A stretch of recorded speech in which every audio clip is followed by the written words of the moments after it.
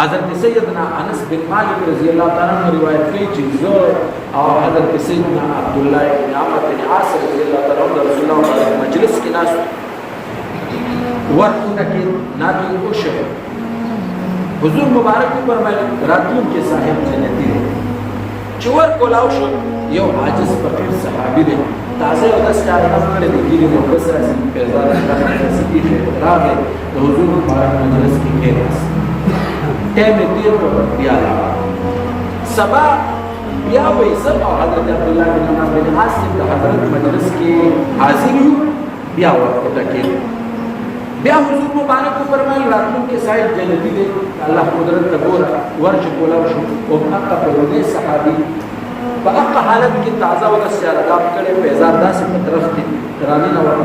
کے ناس پڑھتے دیتے ہیں وی سبا درین و نستا اور بیام کے دو حضور و مجلس کے تشریف فرما اور دیکھیں ورکو تکید نو حضرت کو فرمائی چرانی کے سائے سے رہتی ہے چور ملاو شو محیران پاتی ہو آقا سکاتی بیاو دس چالا دام کڑی دیگیر کو بس ایسی پیزار پتراح کی رانن اور کی ناستا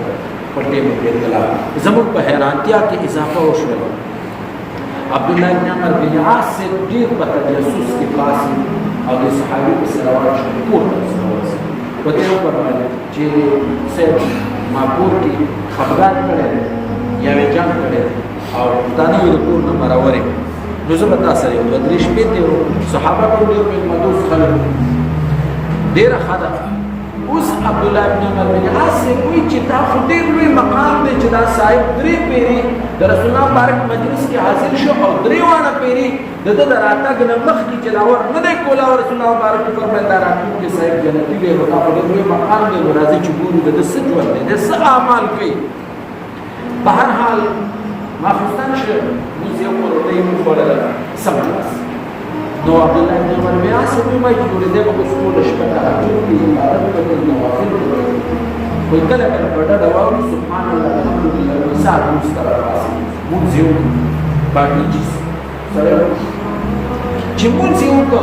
نو بیا می خیال دا چې جوړې دې د ورځې صدقات دې ورکړي مالی عبادت په خلکو سره زیات خدمتونه کوي خو د ورځې مرستې رشوله او دغه خپل موږ او تاسو تسبیحات او صدا سے اعمال لگے چکنی دیر زمون ممتاز پدې صورتحال کی تری ورځې تیری شوي په درې ورځې مور بلوي چې ځوان مان کور جنگ کړو نو د کور نه خپای راوړل خو درې ورځې د الله بارک مجلس کرا درې ورځې ستاسو د حضور مبارک داسې وکړل نو زه په دې تجسس کې شوم چې ستاسو ژوند وګورم چې تاسو اعمال کې چې صحابه او ته په یو لانه چې د الله د رضا نو چې هغه اعمال موږ اختیار کوو ما چې تو کړې نو دا موږ زودس کوي او سیده ساده مسلمانی ده او بلکې په ظاهر باندې زموږ اعمال څنګه دي